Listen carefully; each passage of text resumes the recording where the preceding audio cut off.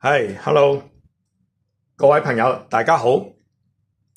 今日咧又翻嚟我哋嘅盲派八字嘅研究嘅一個分享系列啦。之前咧就我哋分享咗一個夏仲奇老師嘅一個命例咧，就係好多人都聽過嘅，就係豆腐佬嘅故事嘅。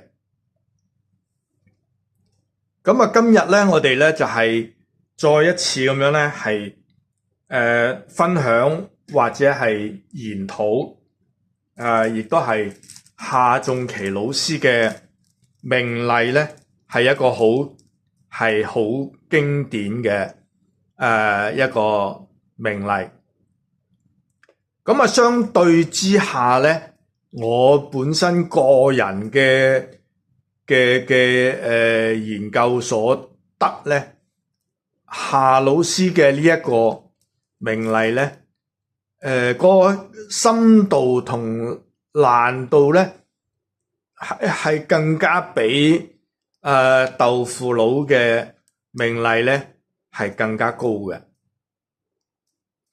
呢個命例咧就有幾處係比較獨特嘅地方，咁樣咧就係我哋稍後咧就逐個論點咧去同大家去介紹一下，咁啊大家咧就亦都係咧可以根據自己嘅了解同埋研究咧，繼續深入去探索一下咧。整個命例嘅過程咁樣嘅，再提翻盲派八字啦。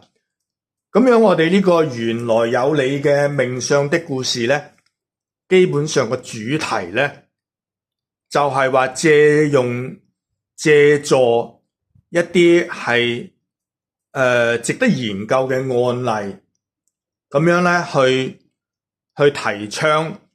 去研究更深入嘅一個喺子平命理上面嘅探討亦都好，或者各門各派新嘅好舊嘅好，或者我哋今日所講嘅盲派嘅八字嘅理解咁樣。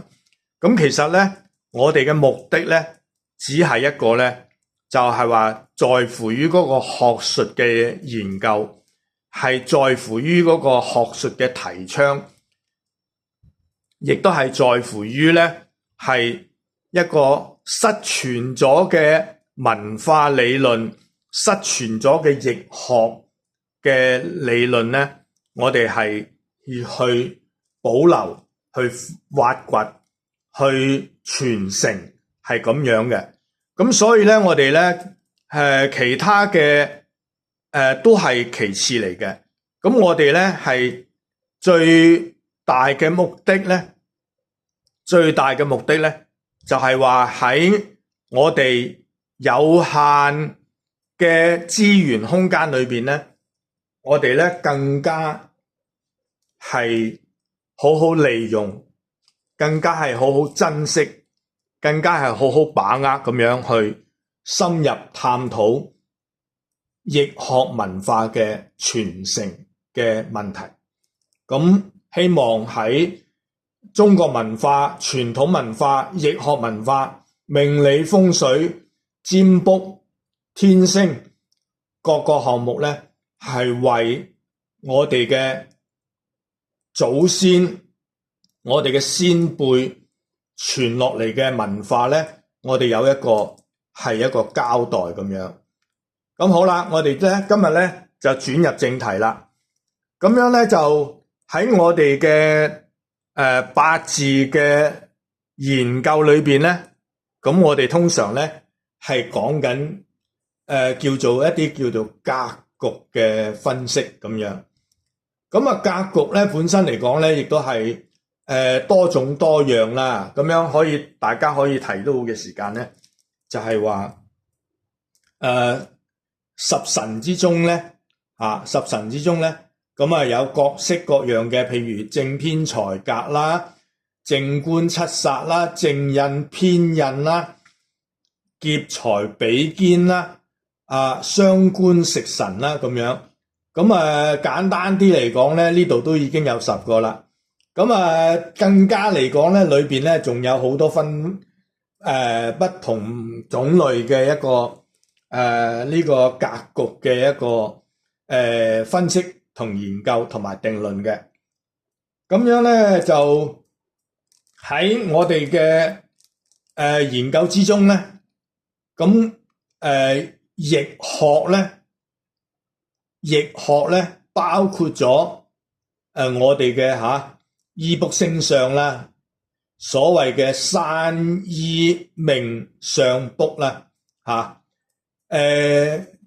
基本上係歸入去咧道學裏邊嘅偏印呢個格局嘅，亦都係我哋睇到簡單嘅一個比喻啦，簡單嘅一個比喻啦，就係偏印咧可以係多才多藝嘅，乜都識嘅，亦文亦武咁咧亦都係咧可以係開宗立派喎，開宗立派係咩嘢啊？成為乜嘢派乜嘢派喎？有咩門有咩派喎？咁即係話咧呢一個人咧嗰個管理能力、號召能力同埋佢個計劃能力、計策能力咧都非常之強嘅喎。咁然之後咧佢先可以開宗立派喎。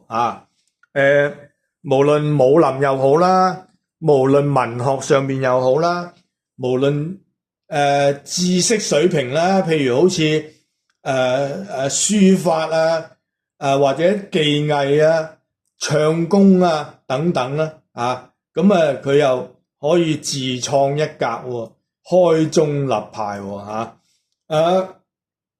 好啦，咁再超凡啲咧佢就話可以入到咧係上國參謀國務卿國師咁嘅崇高嘅地位喎，就好似我哋嘅祖師爺咁樣袁天罡同埋呢個李淳風先師等等等等啦，非常之多啦咁樣咧就偏印咧同正印就係有分別啦咁正如大家喺文字上邊嘅理論嘅理解啦，咁偏印咁梗係喺正位之外嘅一啲代表性啦，咁樣好啦，咁我哋咧就今日咧，我哋會睇翻呢一個圖片上邊嘅一個男命呢個例子就係來自於夏老師嘅命例，由呢個邢明芬老師咧係轉介出嚟俾我哋研究嘅。咁呢個命例咧，咁咧佢咧就係如果我哋講緊用呢個日主去對翻，咁佢就係食神傷官格啦。咁頭先我哋所見到嘅啦，食神傷官格啦，咁咧佢嘅日主男命咧係辛酉辛金坐住個祿，辛金坐住個祿神。咁月題咧就係食癸水食神，年柱咧就係傷官係壬子。咁樣咧喺呢3個位置嘅排列咧，咁佢咧就已經係足夠咁樣咧係形成咗我哋所講嘅咧係三期嘅格局喎。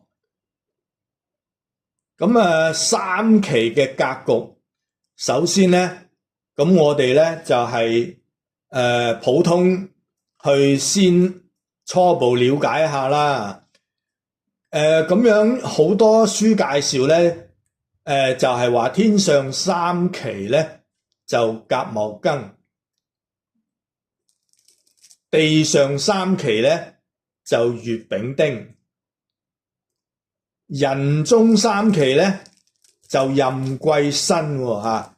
嗱，咁樣呢一度咧就係簡單介紹下三期格局嘅一個表列啦。咁首先喺呢度咧就個人嘅見識啦嚇，個人嘅見識啦，沒有對錯，只係一個意見嘅參考嚇。理論上嚟講咧，天上三期咧，理論上應該係乙丙丁嘅嚇。丙係太陽，乙係月亮，丁係星火嚇。地上三期咧係甲戊庚嘅。咁甲咧係大樹，戊土咧係山崗，庚金咧係城牆啊。地上三期啊，咁人中三期咧就係壬癸申啦嚇。咁咧就壬水係大海大河嘅水啦，癸水係天上邊嘅雨水啦嚇。咁因為太陽、月亮、水源、空氣、大地，所有咧都係我哋生命之中咧係寶貴嘅，非常寶貴嘅嚇。咁人中三期咧就壬癸申啦嚇。咁壬癸申咧佢係呢個辛金咧。呢個辛金咧係必須要有呢個水去洗滌佢咧，佢先會發出嗰個光芒嘅咁樣嚇。咁呢個咧就純粹係我哋自己提一提嘅啫。咁然之後咧，我哋再翻嚟咧，我哋再睇翻我哋呢個咧係亦都可以叫做呢個三期嘅格局啦嚇。咁事實上佢亦都係三期嘅格局就成立咗嘅咯喎。咁而且嚟講咧，我哋講緊咧係辛金咧係得壬水去洗滌咧，咁我哋咧就叫做金清水白啊，金清水白。咁咧如果喺女士嚟講咧，咁我哋就通常嚟講咧就叫做咩啊？金水相觀就美麗容喎。咁呢個咧就係即係有少少咧就係話金清水白嘅對應咧，咁我哋咧就會知道呢個哎呀一個靚女嚟喎咁樣啊。咁不過咧呢個咧係男命嚇，呢個係男命。咁雖然佢係男命啫喎，咁但係咧都係官仔骨骨喎，青靚白淨喎啊！即係話咧喺當時嘅呢個喺當時嘅咧就叫做官仔骨骨啦嚇。咁我哋叫做斯斯文文啊咁樣啦啊，或者係類似係戴副金絲眼鏡啊咁樣啦。因為點解咧？理論上咧，金水相關嘅人咧個思維咧就好盞鬼嘅佢個傷官食神咁強咧，咁咧呢啲咧我哋就叫做扭計師爺格乜嘢古靈精怪嘅嘢咧，佢都會係諗得到咁樣咯好似頭先我哋所講嘅，我哋會見到嘅呢個多才多藝立派分宗啊，各樣各樣嘅本事啊，咁樣。咁好啦，話說回來啦，咁咧呢個故事咧就係喺1988年咧，1988年咧係戊辰年啊，1988年係戊辰年啊，戊辰年嘅呢個客人咧就嚟到咗夏仲琪老師嘅命館度咧，就係要求批算喎。咁客人嚟到嘅時間咧，咁樣當然啦，夏老師咧就要問清楚佢啦。後生仔，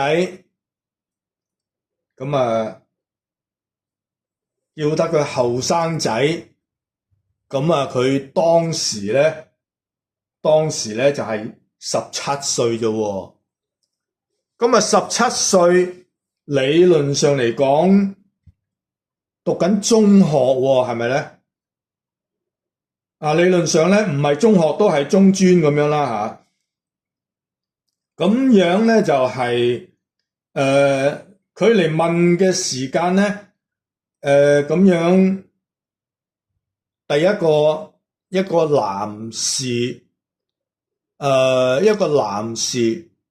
咁樣咧入到嚟嘅時間咧，通常啦10幾歲啦，咁會唔會係因為拍拖識咗女仔啊咁樣諗啦？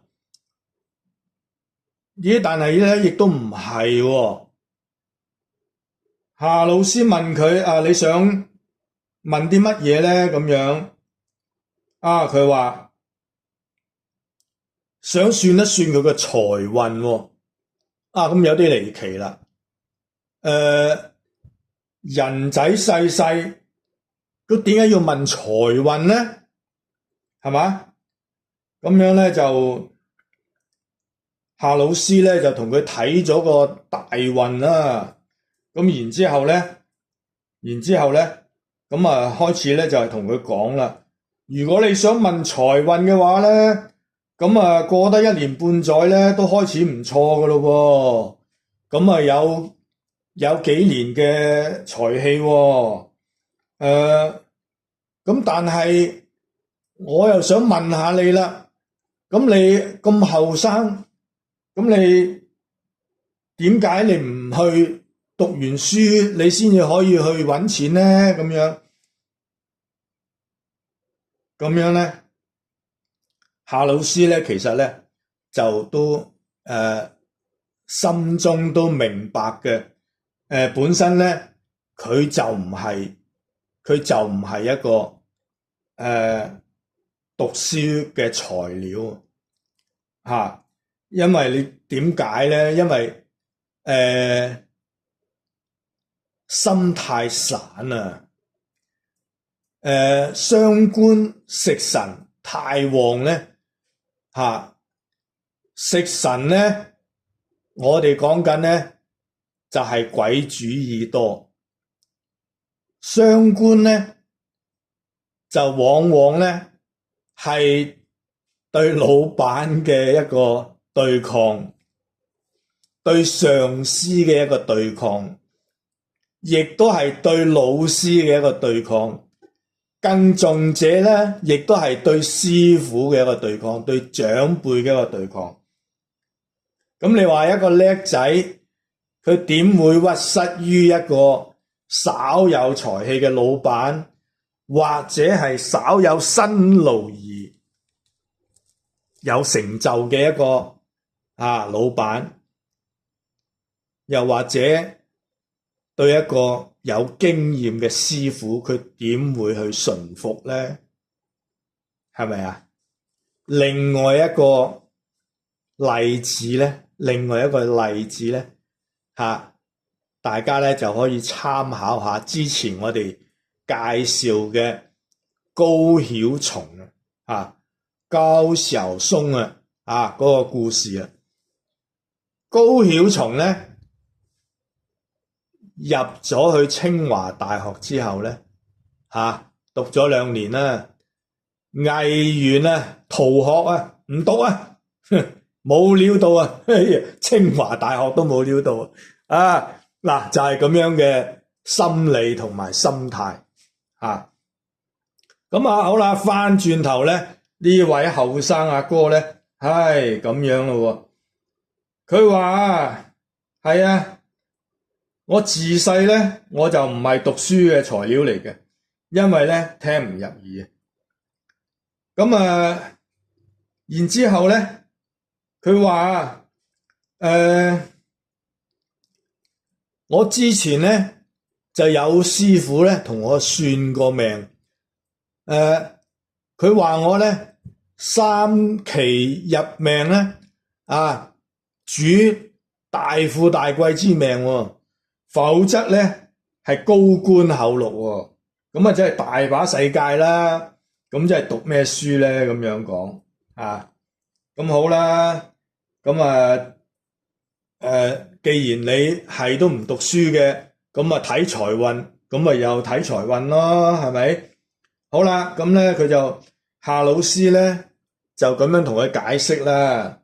佢話咧嗱，你稍安毋躁啦，財咧你會有嘅，咁但係咧都會守多幾年至得啊。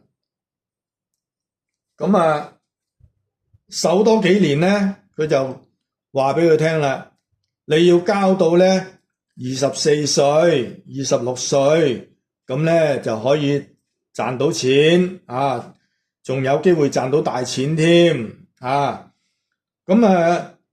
但係咧，你賺大錢之後咧，你會喺好多嘅女仔之間咧，你又會應酬不下㗎喎，你自己要謹慎一啲去處理咯喎，我哋單純係命局上邊啦，係咪去睇啦？食相旺好正路就係生財啦，食相旺去生財咯。咁所以咧呢位青靚白淨嘅後生仔咧，咁佢一入到嚟咧，第一時間咧就講我要問財運喎。財運同埋呢個女朋友同埋呢個異性緣，咁都係一個比比而下嘅一個同一個類型啦。咁所以咧夏老師咧提醒佢啦。咁佢就雖然佢唔係太過佢唔係話太過注重呢個異性緣嘅關係啦，咁但係咧佢都會問咧，佢問夏老師，咁我係咪要到發咗達我先至可以結婚啊？咁樣，咁佢就話呢個咧就其次嘅，你咧就喺99年咧就會結婚噶啦，咁樣，講完咯喎，咁因為女性緣分或者係結婚咧，咁佢都係唔係一個最重要嘅一個問題喎。咁佢重要嘅問題咧係問幾時要發達喎？咁樣啦，好啦，既然咧夏老師都俾咗既然夏老師咧都俾咗一個題目嘅時間性啦，就話俾佢聽咧，你24至26歲咧，你就可以賺到大錢噶啦，咁樣。咁好啦，呢個後生仔咧，銀袋攞出相對嘅一個上金咧，放喺台面度咧，咁就起身要離去咯喎。咁呢一個時間咧，夏老師咧就聽到佢話要走啦，咁佢咧就夏老師始終都係一個久經江湖嘅一個老師傅啦。對住一個後生仔咁嘅心態、咁嘅態度，咁佢咧都不忍，而咧夾硬咧要留住佢講多兩句。佢話：後生仔，你唔好急住走，我咧仲有句說話咧想同你講。咁咧，你頭先咧問嘅咧都係錢財、女人，都係啲開心嘅嘢。咁但係咧，我就想講兩句提醒下你咧，你嘅命局裏邊咧有啲唔開心嘅嘢，你會唔會聽啊？咁呢個後生仔起身要走啦。咁樣俾阿夏老師嗌住佢，咁樣咁真係唔俾走，咁真係有乜嘢咁大件事啊？係咪？我錢都有啦，女人又有啦，呢個世界仲有咩啊？咁勉為其難啦。咁佢就話：好啦，你即管講啦，我聽住嘅。咁夏老師咧就靜咗落嚟咧，係好認真咁樣同佢講。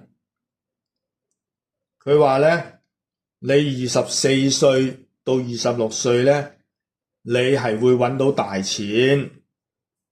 咁跟住咧，你過多2年咧，1999年咧，你就會結婚。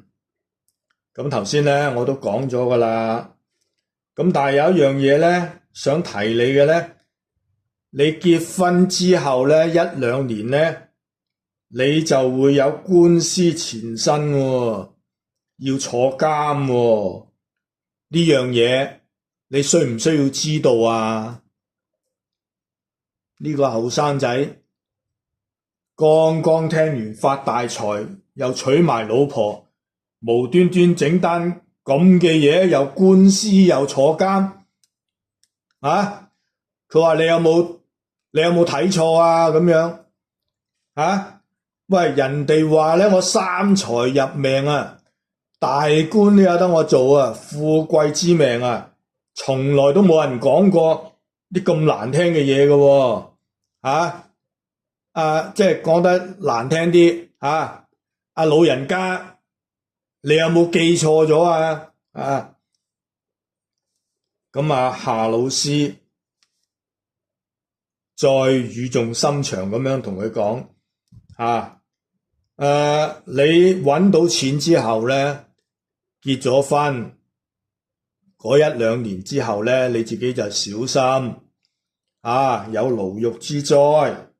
咁樣咧，我說話咧，我收得你錢咧，就講埋，唔講嗰句都講埋噶啦。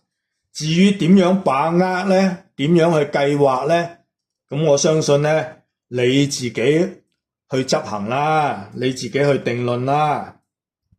咁樣咧，呢個後生仔咧就好唔滿意啊，咁樣咧就撒手而去啊，面也不回啊，唔係面也不回啊，係頭也不回啊。咁層層聲咧就走咗啦，心諗，呢個咁嘅老人家幾廿歲都唔知係咪咧記憶有問題啊，計算有問題啊。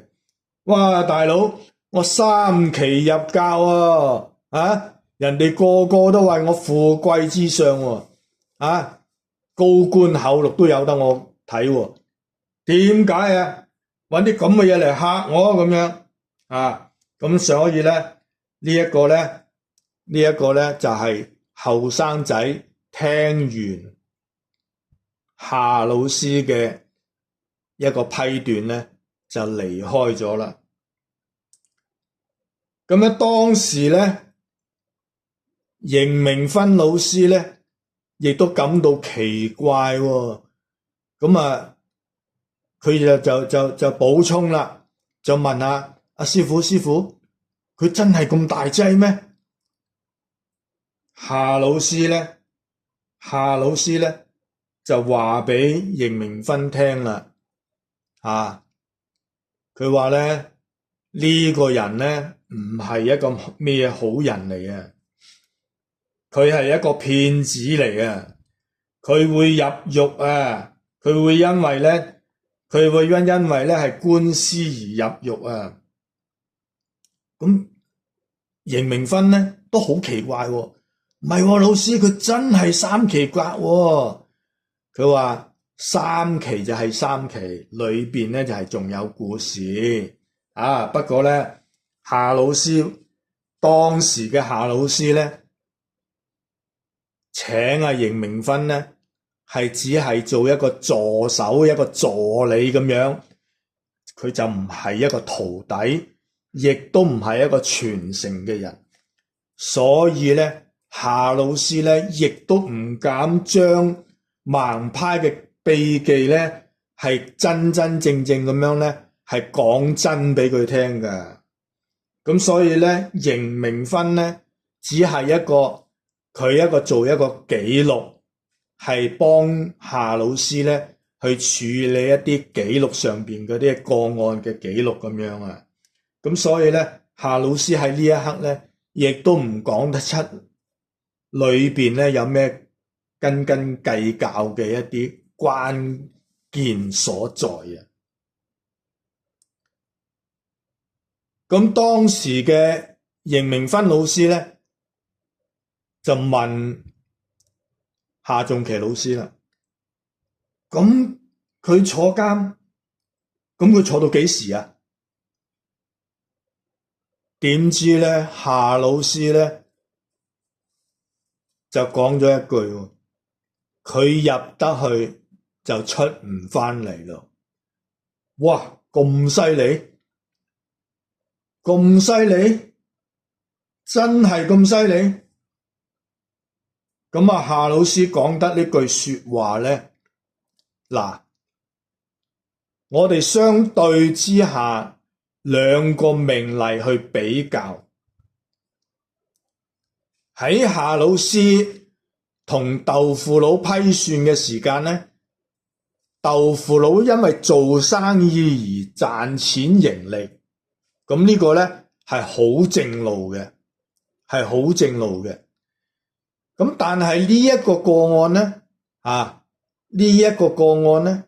咁我哋會見到咧，食傷生財同時間都係類似做生意去賺錢嘅同一個道理。咁但係咧，往往我哋見到咧呢一個八字嘅命造咧，月上嘅癸丑，丑中嘅己土咧係偏印，時上嘅未土，未土中嘅己土咧都係偏印。再過嚟，我哋會再睇一睇旁邊嘅命宮咧，都係偏印。嗱，咁我哋咧頭先我哋所講嘅啦，偏印星佢所諗嘅嘢咧係非常之刁鑽嘅。冇人諗到嘅嘢佢會諗到，冇人敢做嘅嘢佢會敢做，因為佢要點啊？年上嘅傷官咧係坐住個子水咁樣咧，呢一個八字嘅極端性咧，亦都係我哋所講嘅四柱都係八尊，年上嘅壬子水係屬水，月上嘅癸丑土、亥子丑都係水，日主嘅申酉金、八尊、巳酉丑、金局又係八尊，時上嘅月未呢，未中通根月木又係八尊啊！咁所以呢啲咁嘅極端嘅性格咧，呢啲咁嘅極端嘅性格咧，就形成咗成個格局嘅變化嘅機遇咧，就喺裏邊蘊藏咗啦。亦都係咧，人咧太叻嘅時間咧，就係聰明咧係反被聰明誤啊！啊，亦都係咧，好似咧，志榮以前咧係遇過一個咁嘅年輕人啊，冇呢個咁後生咧，係年輕人啊，30幾歲啊，咁樣咧佢亦都係咧非常之聰明，而且嚟講咧。計算啊，各樣嘢咧計算乜嘢啊？係賭博嘅計算啊，非常之厲害啊！咁樣咧，嗰個年輕人咧，佢自己介紹咧，就係話佢去麻雀館打麻雀嘅時間咧，因為唔想俾人哋見到啲牌咧，佢摸翻嚟啲牌咧係全部冚牌嘅。係唔需要反出嚟睇牌嘅，但係佢到食糊嘅時間咧，佢又可以啪一聲咁樣咧，開晒成行牌出嚟咧，係一指都冇差錯嘅，食糊就是食糊啊！咁所以呢個咧就係話呢個思維上面、記憶上面、能力上面咧，呢個咧係非常之呢個，我哋亦叫做咧呢個係極端嘅性格咧。係非常之得人驚嘅，咁所以咧呢一個咧，佢嚟算嘅時間咧，呢一位青靚白淨嘅後生仔咧，佢嚟算嘅時間咧，佢只係17歲啊，17歲啊，都未到卜卜脆喎。而但係咧，夏老師咧就俾咗個咁嘅定位佢喎，你除咗收錢之外咧，仲要睇住喎，幾時收你皮喎人哋。所以我講咧，呢一個夏老師嘅命例咧，嗰個深入程度，嗰個變化程度，嗰個裏邊嘅格局嘅各種關係嘅深度程度，都係比豆腐佬嘅命例咧。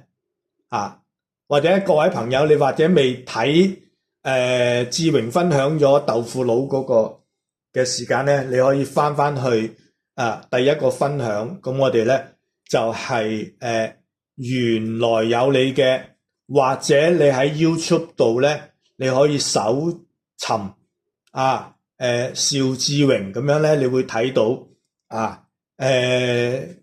其中一個係豆腐佬嘅一個故事分享，另外一個咧係高曉松五台山嘅遊歷呢兩個故事咧，你可以去分享對比一下咁我哋會見到咧我哋點解話我哋要珍惜、要傳承、要去研究盲派嘅一啲理論依據咧？咁我哋會見到。邢明芬老師咧喺呢個個案裏邊咧，佢幾乎係全程跟進，記錄得咧係清清楚楚咁甚至乎咧，夏老師批斷佢係99年咧，佢會結婚。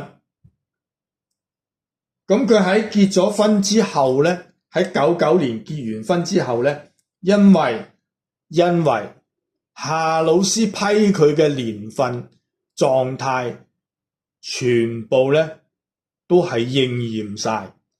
咁所以呢個青靚白淨嘅後生仔結完婚之後咧，竟然醒起，哇，唔係喎，阿夏老師、阿盲公師傅竟然話我幾時做乜嘢，全部應晒喎。咁即係點啊？咁即係點啊？咁即係話再過1、2年佢會出事喎。咁所以咧，佢喺1999年咧，佢就帶住佢嘅新婚嘅太太咧，就再嚟到命相館咧，就揾阿夏老師，再睇下有冇得解救喎。未來嗰2年點算啊？阿老師係咁嘅心態喎。咁咧就好可惜啦。1999年咧，佢嚟到命相館嘅時間咧，佢只有見到邢明芬老師仲喺度守候啦。而夏仲琪老師咧，喺1998年咧年尾嘅時間咧，已經係過咗身啦。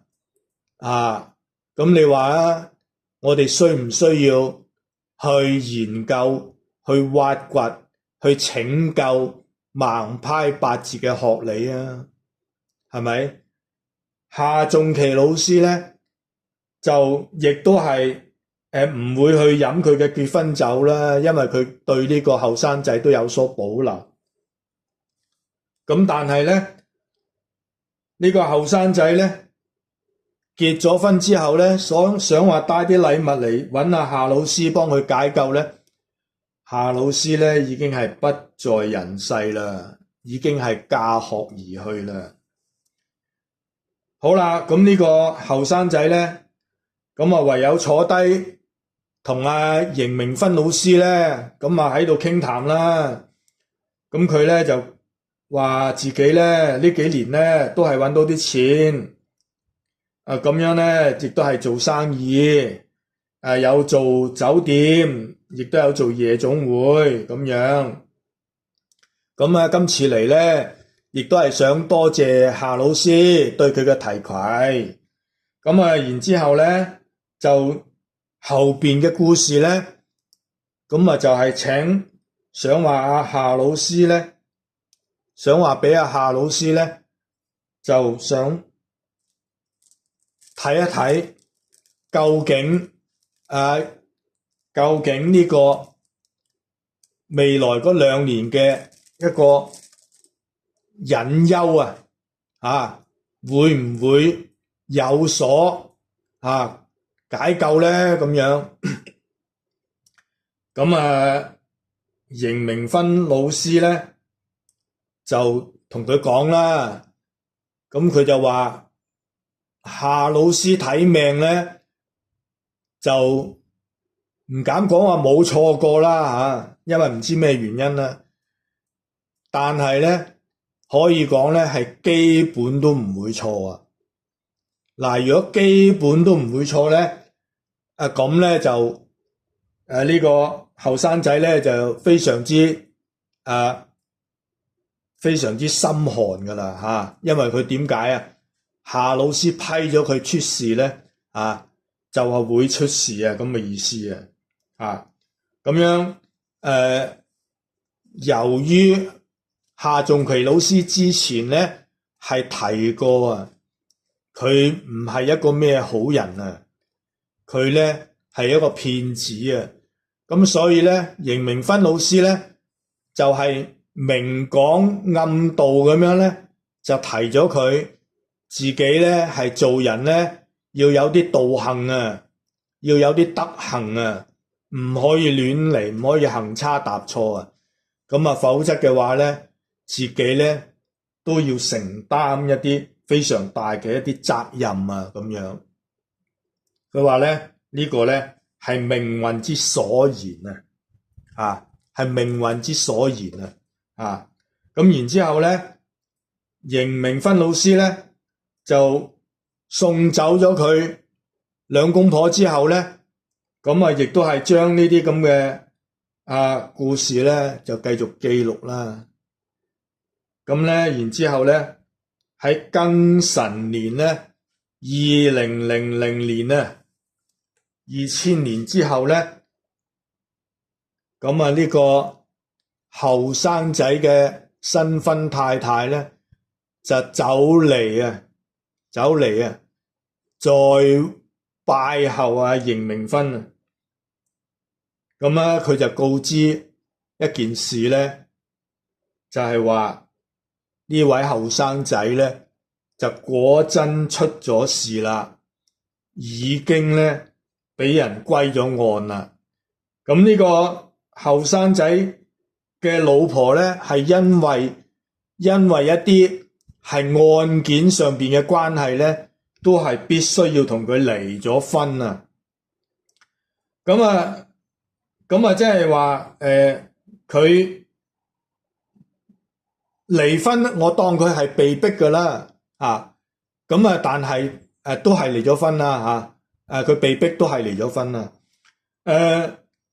另外一個重要嘅嘢咧，就係話咧，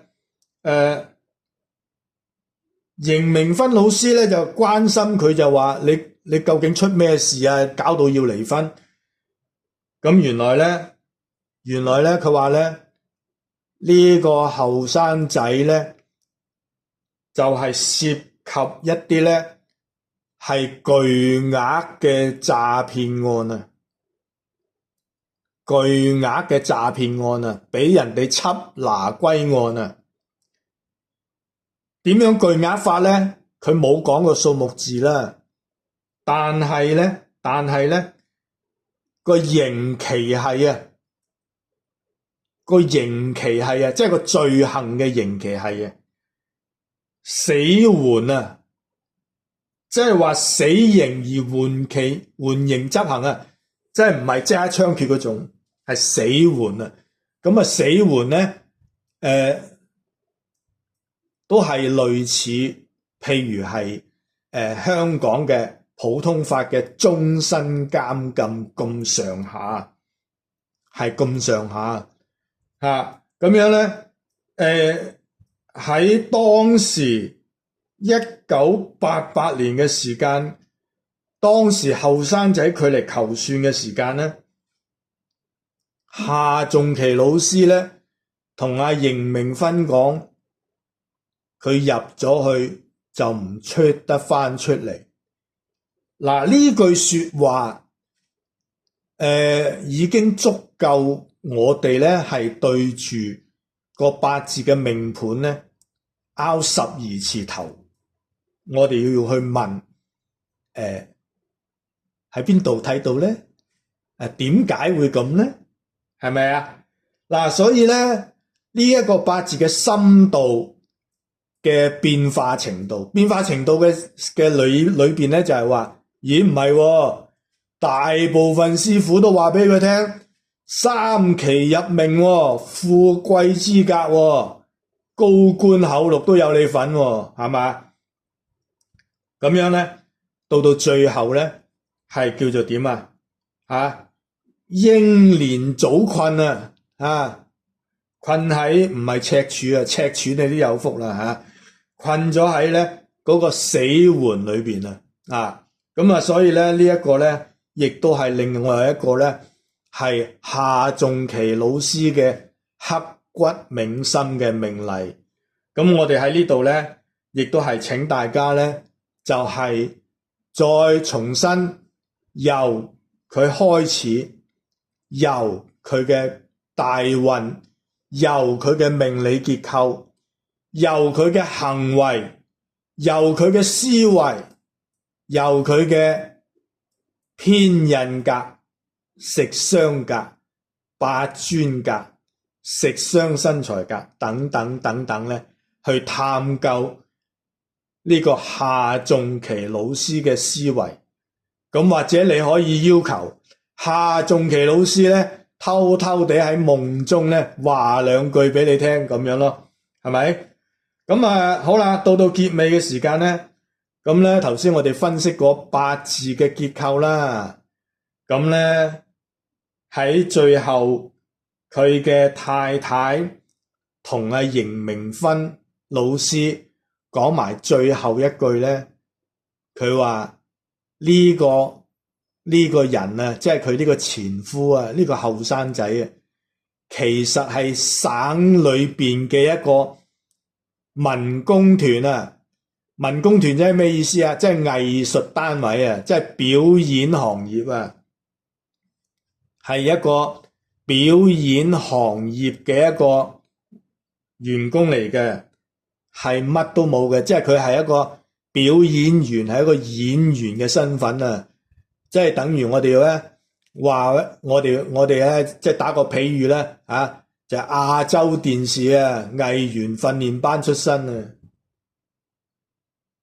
原來一個商官，一個食神，一個金水雙官格，一個靚仔啊，一個官仔骨骨戴住金絲眼鏡咁樣嘅後生仔，原來係一個演員。